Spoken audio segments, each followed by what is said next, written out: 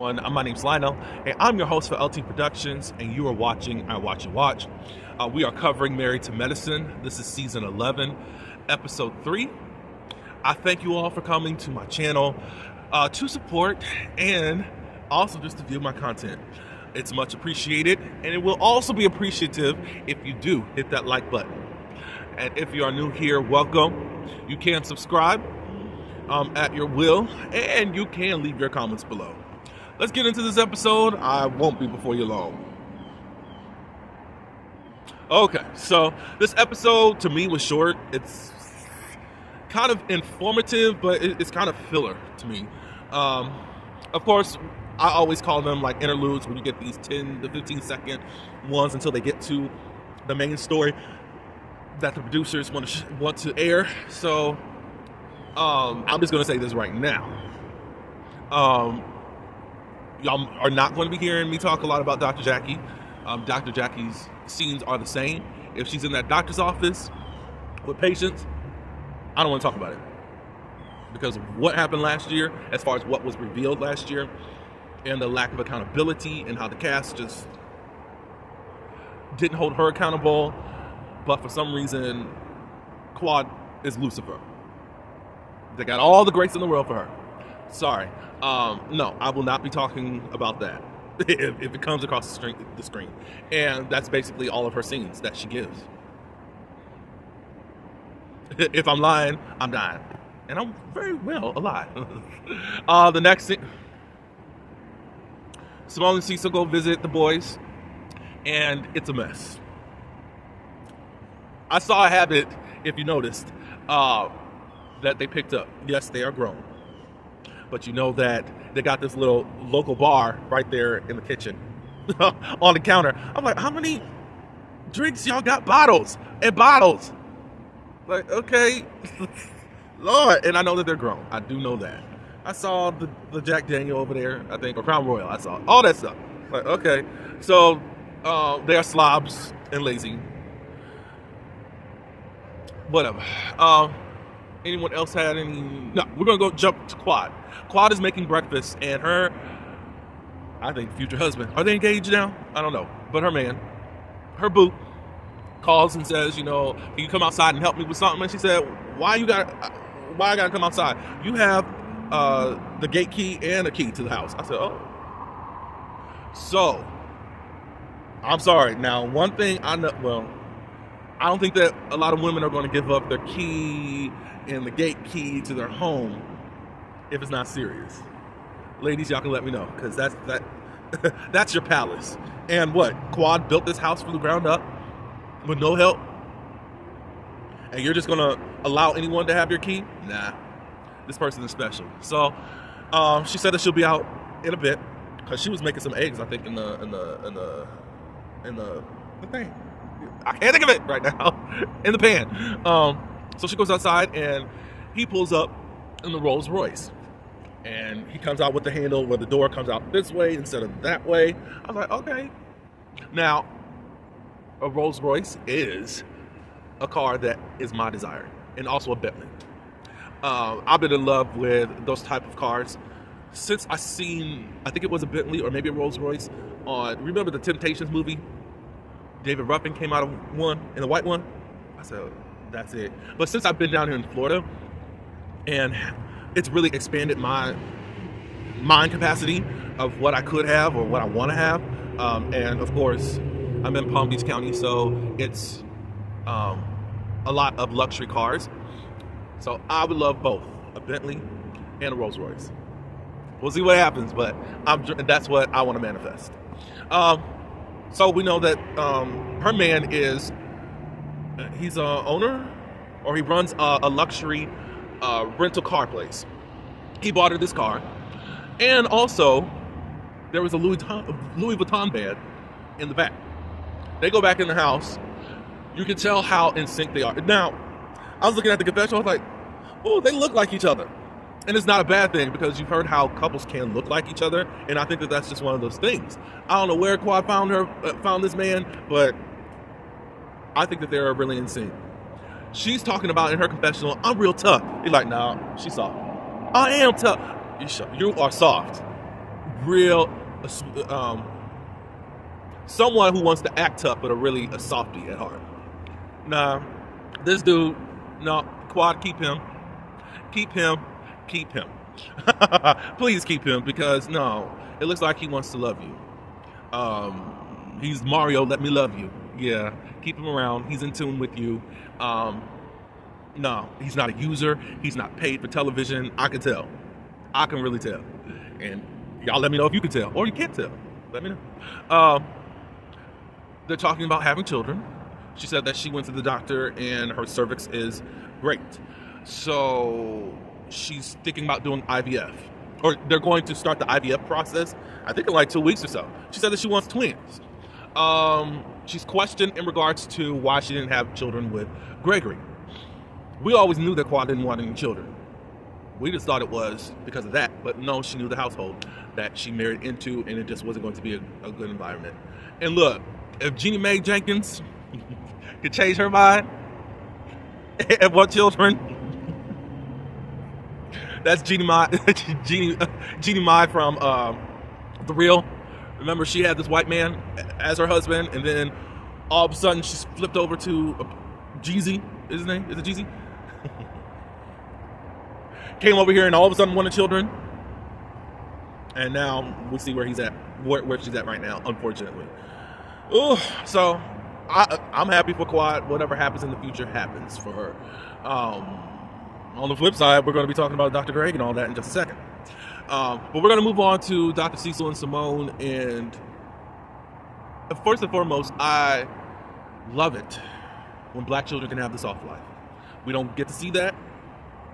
So I love it. I think at this point, her children are spoiled to the point that they know that they don't have to launch anywhere. And it's been a failure to launch by Simone and Cecil. You can call Cecil just as soft. You're just as soft as her. You act like you're more stern. But one of the rules I remember was that they got to keep their place clean in order to stay there. And yet, you two doctors who should be heading into retirement, one don't work, or he's a real estate agent. We don't ever see him. I would think, Simone, that you're heading into retirement soon. I don't know. Anyways, you have to go over to your son's apartment to help them clean. In actuality, both of them bail out on you too, and you guys got to clean it up. And then y'all want to say y'all want to come up with a bill. But what money are they going to give that? Like, they don't have jobs. So that felt like a scene that you orchestrated, even though it still looks like you're cleaning. You did clean up for them, which was dumb. But that's how you want to raise your children. At this point, you have stifled their growth, and they are not going to be functioning men, black men in America, because of what you guys are doing. And the thing is that you won't stick to what you said. That's the thing. Let them fend for themselves at this point. If you got to come over to a grown man's apartment and clean it all the way up, and they were supposed to be there to help, y'all crazy. Whatever. So we're going to move on to Dr. Greg and Brownleaf. First, Brownleaf is making smoothies, and she drinks out of both cups. Of course, your husband and wife, so y'all know y'all share DNA, but still ill. You know? She takes a call from her sister, the twin sister. We're finding out that she's pregnant, and that's making her, she don't say it this way, but it's making her anxious, or I say jealous, that she needs to hurry up and get a child. Dr. Greg in his confessional feels like there's a lot more pressure for her to have a child right now, because I don't even know if the girl's even, the sister's even married or anything like that. So it's like, okay. So I do remember it being said that the sister was having fibroid problems and all this stuff that was going on. But she didn't know anything about her body. I spoke about this last year. Of course, y'all women keep telling me this is a women's business and quit talking about it, but I'm talking about what's on my screen, and we're going to deal with facts. She said that she didn't know nothing about her body. She's in the military. Like, you get physicals and all that, and you did not know what was going on with your body. until you have hooked up with this man that you sniffed out on the internet saying that you can give this man what you want in exchange for access to the money. So she got fibroids taken out and 2 cysts. This was last August. And she says that she's still having, the menstrual pain. And that's how far I'll go with all the women dynamic stuff down there. I still don't have that anatomy down there, so I'm not going to act like I'm a scholar, but I'm just going on what is presented in front of me. I don't care who thinks that I need to stay out of women's business, but I'm going to speak at the level that I see it. Okay? And still know that I am not a woman. I just feel like she was deceptive to this man. Let's see. What was it? Okay, so they sit down and they talk about baby stuff, and she says that they just started again trying to have a baby, and you're not considered infertile until up to a year of trying to have sex and all that, or having sex trying to have a baby. So she asked Greg, how long are you up to actually trying to make a baby? And he says that he's got a 2-year deadline. And that shattered Sweet Tea, and she started crying. Not bad, but she was like, I didn't know you thought of that. I wish I hadn't really said anything. And he was like, I wish I hadn't answered the question. Brownleaf, you purposely married and chased after an old man. You come to him with medical issues, knowingly or unknowingly. And you want him to spend the rest of his life trying to make a baby with you because of what? Because you're supposed to. I think Greg's talked about, you guys can adopt. That's probably going to be your option. I hate that black women, because I don't hear this stuff going on in any other race, and it could be. I hate that women got to still go through all this fibroid stuff. It's just like a cloud on black women, fibroids and cysts and stuff. I hate that for y'all. But ma'am, I don't know about y'all. You got yourself into something that you can't get yourself out of. And all I know is in 2 years, you better produce something if you want this baby. And that's crazy that you got to put a time lock on your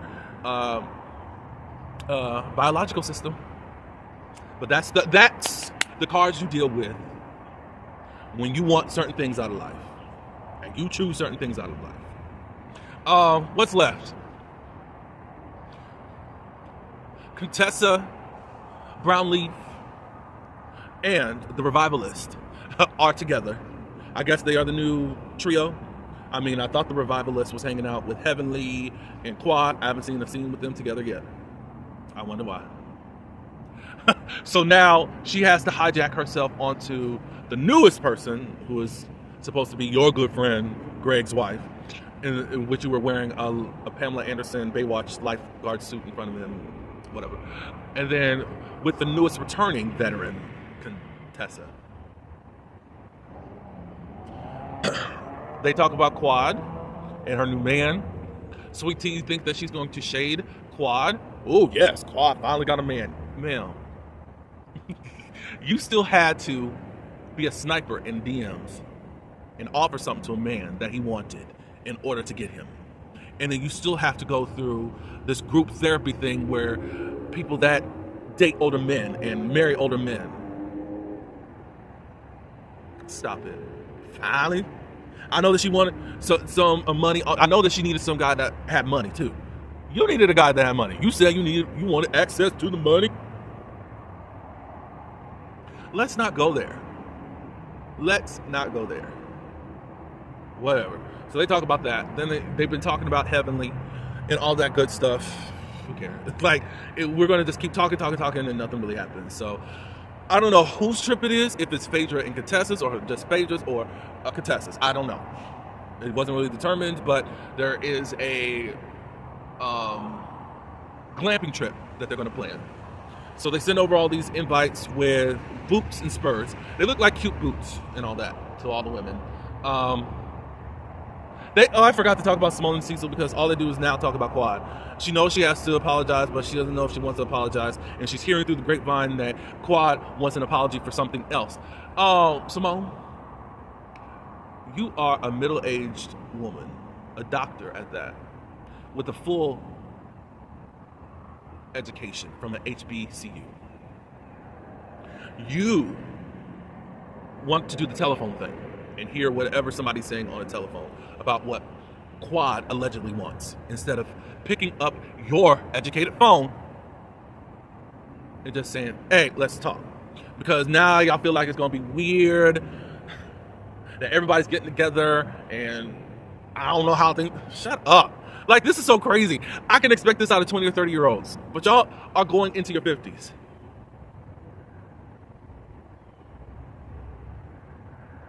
So Simone talks to Heavenly about this trip, and Simone said that she heard through Contessa that she wants to see what she can do to bridge the gap between Dr. Heavenly and T. And rightly so, Heavenly said, why is Contessa getting into it? She just got here. She don't know anything. And then I'm like, well, Contessa, why are you asking this? You only know one side. You know Sweet Teas. You're not even trying to deal with Heavenly. You can't stand her. So how are you going to bridge something? You're not a safe place to try to build or bridge anything. So that doesn't make sense. So I don't understand these storylines. I don't. If y'all can, let me know how y'all can. Because what? So Dr. Heavenly gets instantly upset. And Simone's like, you done changed your tone. Be sweet with me. I'm not the one I'm just the messenger. And Heavenly's like, I didn't change my tone. And then Alora is there. So Dr. Simone said, did she change her tone? She said, I love you. I don't know. And Simone said, good. Just stay there with your mama. I ain't mad at it. Basically, the rest of the... Oh, wait. I forgot. Phaedra has a scene with Apollo. Phaedra's about to go out of town, and she says that she talked with Toya, saying that you ran into her, that Apollo. And one thing, did y'all hear that she's still trying to say that it was in 1995? Which Apollo already debunked that in his interview with Carlos King. It was not in 1995. They didn't know each other. They met each other in traffic one day in Atlanta. It wasn't. We've been on and on. Anyways, Dylan and Aiden, they're about to go with Apollo while she's going on this trip. We finally get to see her kind of act like a mama, but not trying to act like the kids are just so well kept together. Like, I'm glad that we see some fallities within them. And I forgot what type of pen they were talking about. Do you know how to use this pen thing? I meant to look it up, but whatever. But anyways, Phaedra just says, hey, Toya was talking to me about how she ran into you and was asking all these questions. And Phaedra's annoyed. Apollo was like, she asked some things about stuff, whatever. She's like, that's nosy. Then we get a confessional with Toya saying, was asked, are you being messy? Well, I mean, Toya's doing your job, producers. Phaedra gets to keep skating, and y'all let her do it. And Toya went another direction to try to get some information. And she said, Phaedra's been tight-lipped, and we want to know some secrets. She just don't want to say nothing. Are you being messy? Toya's being messy, but she needs to be messy. Y'all just letting her do facial expressions, bleach her skin, and wear colorful wigs. That's all. So the rest of the episode is the women traveling. They travel to Orlando. I do know Florida has a country. It's more towards out west.